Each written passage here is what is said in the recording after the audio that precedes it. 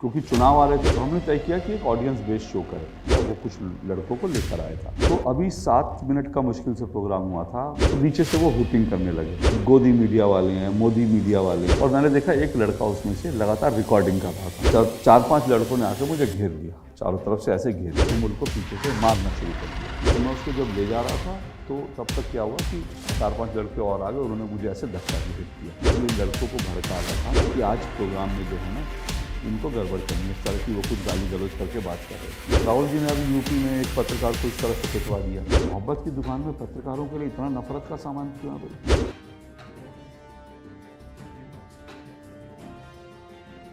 अशोक जी, मुझे बताइएगा कि जो दो टूक कार्यक्रम में ये जो घटना हुई है, जिस तरह की मारपीट की कोशिश उदित राज के समर्थकों ने आपके कार्यक्रम में की है, उसके बारे में हमें थोड़ा बताइए। देखिए, दरअसल ये जो 2 टूक कार्यक्रम है, हम इसमें पॉलिटिकल पार्टियों को अक्सर बुलाते हैं, उनके प्रवक्ता आते हैं, रोज़ ही बुलाते हैं। पहली बात तो मैं नरेश जी ये बताऊं कि इस बात का मैं गर्व करता हूं, फ़ख्र के साथ कहता हूं, आप भी दूरदर्शन देखते होंगे, पहले भी देखते होंगे।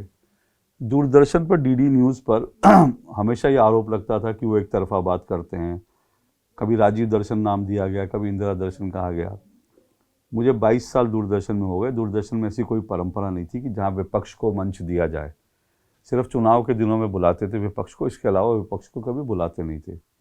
मैंने 2 टूक शुरू किया 2016 में, और हमने एक नियमित रूप से विपक्ष को जगह दी, क्योंकि हमको लगा डेमोक्रेसी में और ये बड़ा ज़रूरी है कि पक्ष विपक्ष सामने बैठ के डिबेट करें। और 2 टूक इसीलिए पॉपुलर भी हुआ क्योंकि दूरदर्शन में पहली बार ऐसा हुआ कि विपक्ष को लगातार बुलाया जाता था और सबको इस तरह से हम मौका देते थे। लेकिन अब हम क्योंकि चुनाव आ रहे थे तो 2 टूक में पॉलिटिकल पार्टियों के प्रवक्ताओं को तो अक्सर हम रोज़ बुलाते हैं, तो हमने तय किया कि एक ऑडियंस बेस्ड शो करें। अब ऑडियंस बेस्ड शो में भी हमने ये तय किया कि भाई ऑडियंस भी हमारी मिक्स रहे, जिसमें अलग अलग विचारधारा के लोग हों। तो इस शुक्रवार को जब हम शूट कर रहे थे तो हमने एक कार्यक्रम जो तय किया था उसमें कांग्रेस समर्थक दुष्यंत नागर, बीजेपी के प्रवक्ता थे प्रेम शुक्ला जी, उसके अलावा एनसीपी के प्रवक्ता बृजमोहन श्रीवास्तव, फिर उसके अलावा जो है उसमें वरिष्ठ कुछ पत्रकार थे, और आम आदमी पार्टी के विष्णु पाठक और समाजवादी पार्टी के राजकुमार भाटी, इन सबको हमने बुलाया था और ऑडियंस को बुलाया था। ऑडियंस में हमने एनएसयूआई के जेएनयू में जो एनएसयूआई की यूनिट है वहाँ से कुछ लोग उन्होंने कहा कि हम आना चाहते हैं, तो हमने उनको निमंत्रण दिया। और दूसरा फिर हमने डॉक्टर उदित राज जो हैं उनके यहाँ फ़ोन किया, तो उनके कुछ समर्थक जो हैं, उनका एक व्यक्ति जो उनका ओएसडी खुद को बताता है, वो कुछ लड़कों को लेकर आया था। अब जैसा आप भी पत्रकार हैं, जानते हैं कि प्रोग्राम का फॉर्मेट होता है, जो ऑडियंस बेस्ड शो होता है उसमें ऑडियंस की बारी आती है तो ऑडियंस बोलता है। हमारे इस शो का फॉर्मेट पहला 3 राउंड में प्रोग्राम था। मैंने कहा पहले राउंड में जो हमारे पॉलिटिकल गेस्ट हैं वो बोलेंगे, दूसरे राउंड में मैंने ऑडियंस को कहा, मेरी आदत है और मैं ब्रीफ कर देता हूँ प्रोग्राम शुरू होने से पहले, मैंने उनको ब्रीफ करा कि दूसरे राउंड में मैं आप लोगों के पास आऊँगा, तब आपके जो भी सवाल होंगे आप पूछिएगा। तो अभी 7 मिनट का मुश्किल से प्रोग्राम हुआ था।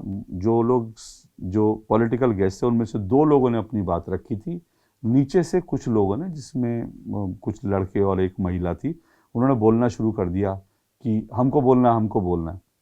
तो मैंने उनको बोला कि भाई अभी आप रुक जाइए, मैं अभी आपके पास आऊँगा, पहले ये हो जाए। तो उन्होंने बोला नहीं ये क्या, वो दरअसल जो भी बीजेपी के प्रवक्ता ने बोला था उसके काउंटर में बोलना चाहते थे। हालांकि बीजेपी प्रवक्ता के काउंटर में राजकुमार भाटी, समाजवादी पार्टी के प्रवक्ता ने ऑलरेडी अपनी बात रख दी थी। तो नीचे से उन्होंने बोला, मैंने बोला मैं पहले गेस्ट यहाँ से हो जाए तब मैं आऊँगा। तो नीचे से वो हुटिंग करने लगे, कहने लगे अरे ये फिक्स प्रोग्राम है, बीजेपी का प्रोग्राम है, ये गोदी मीडिया वाले हैं, मोदी मीडिया वाले हैं, ऐसे करके चिल्लाने लगे।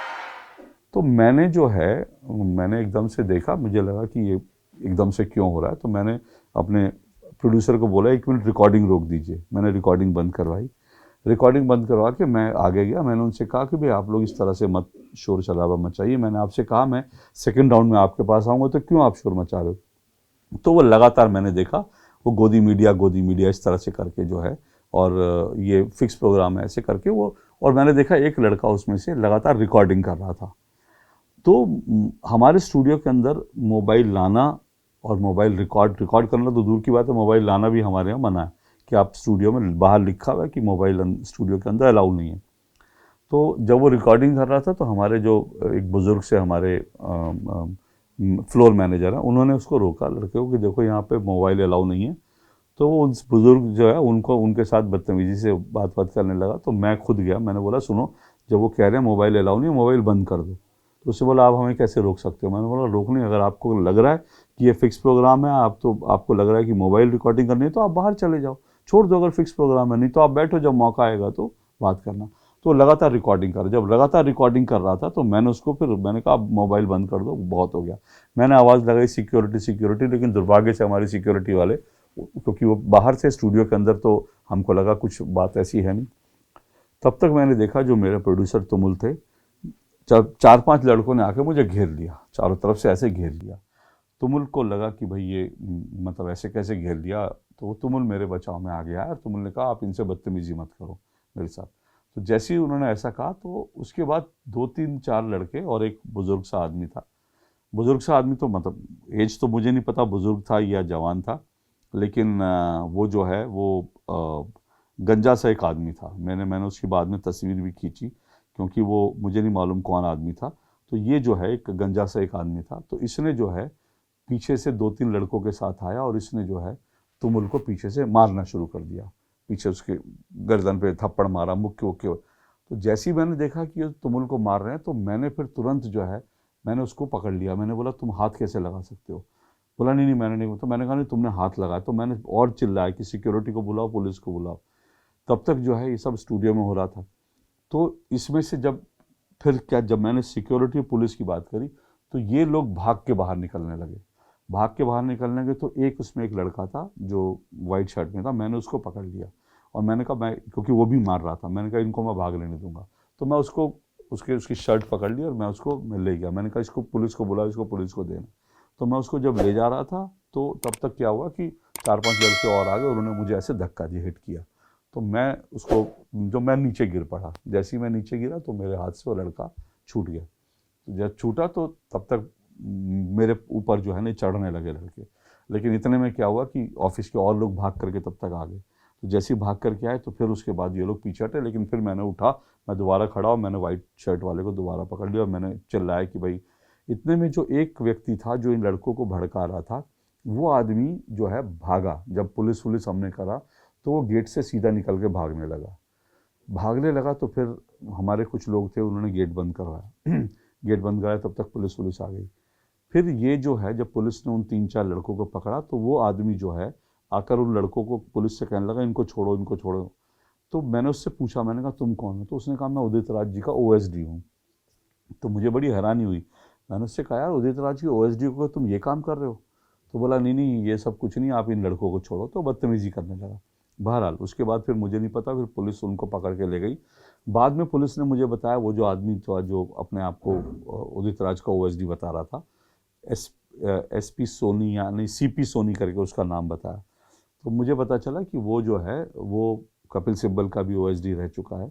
और मुझे किसी कांग्रेस के मेरे मित्र ने बताया कि कपिल सिब्बल ने उस आदमी को निकाला था क्योंकि वो शायद पैसे की उगाही करता था।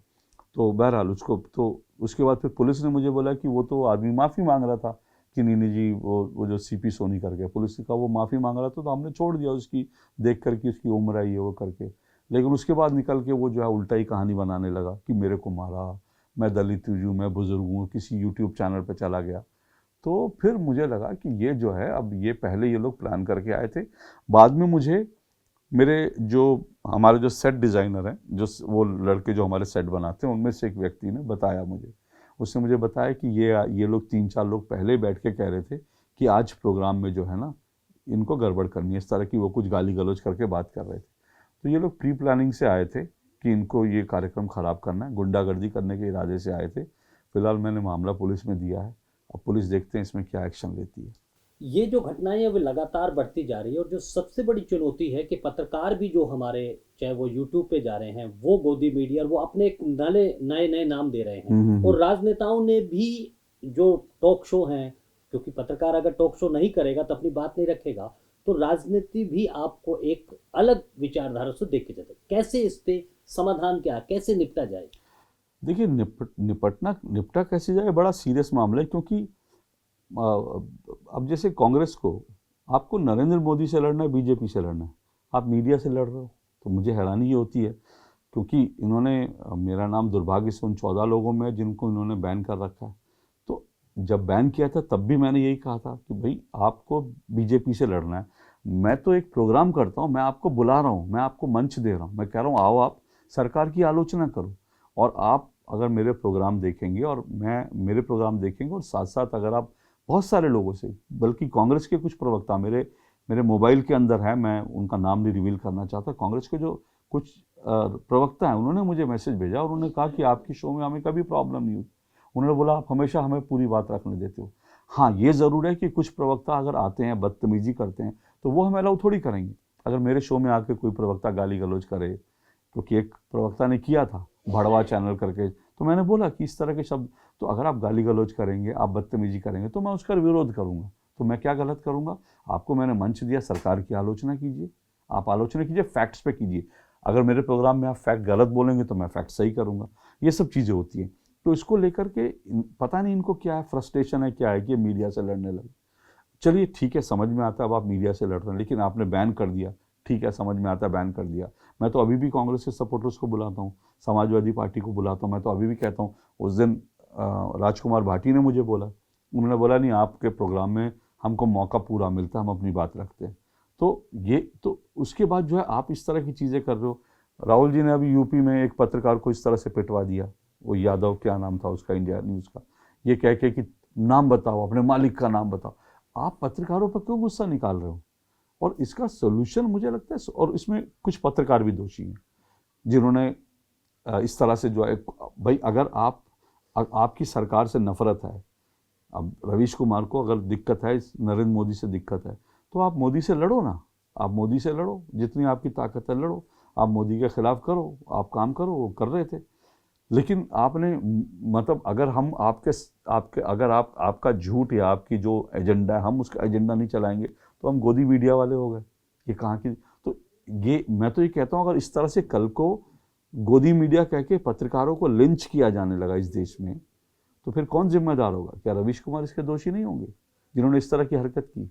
हम तो इस तरह से आप किसी को लेवल कर रहे हो, पत्रकार को। आप इतने समय तक आप सरकार के लिए काम करते थे, किसी ने आपको लेवल किया? आज भी बड़े सारे लोग हैं जो कांग्रेस के लिए पेड उस पर काम करते हैं, हमें तो फर्क नहीं पड़ता किसी को। तो ये सब चीज़ें बड़ी दुर्भाग्यपूर्ण है। लेकिन वही है कि कुछ पत्रकारों को इसमें फ़ायदा मिलता है, कुछ पॉलिटिकल पार्टियों को अपना एजेंडा चलाना है, लेकिन इसका एजेंडा, इससे कुछ हासिल नहीं होगा। आप इस तरह से पत्रकारों पर हमले करके आपको कुछ हासिल नहीं होगा, दुर्भाग्य की बात है। लेकिन मुझे लगता है देर सवेर शायद इनको अकल आ जाए। और राहुल जी तो कहते हैं मोहब्बत की दुकान है, मोहब्बत की दुकान में पत्रकारों के लिए इतना नफरत का सामान क्यों है भाई? हम तो राहुल गांधी हम तो राहुल गांधी को दिखाते हैं, हम तो राहुल गांधी की खबर चलाते हैं, तो आपको इतना क्या? और तमाम मीडिया दिखाता है। अब आपको ये लगे कि आपका एजेंडा चलाए मीडिया, तो वो तो संभव नहीं है। आपका एजेंडा अगर लगेगा मीडिया को तो मीडिया चलाएगा भी। मीडिया आपकी यात्रा दिखाता है, मीडिया आपकी, जब आप कहते हैं कि भारत में लोकतंत्र नहीं है, आप तो ये कहते हो भारत में लोकतंत्र नहीं है, मीडिया उस पर भी दिखाता है, उस पर भी डिबेट करता है। तो आप क्या चाहते हो? कोई INC TV थोड़ी हो सकता है कोई, कि हम आपका एजेंडा चलाते रहे। हम रवीश कुमार का शो थोड़ी है, हम कोई ये सब थोड़ी है कि आप ही का एजेंडा हम दिन भर चलाएंगे। तो ये बड़ी दुर्भाग्यपूर्ण बात है, शर्म की बात है, मैं कहूँगा। Thank you sir, thank you.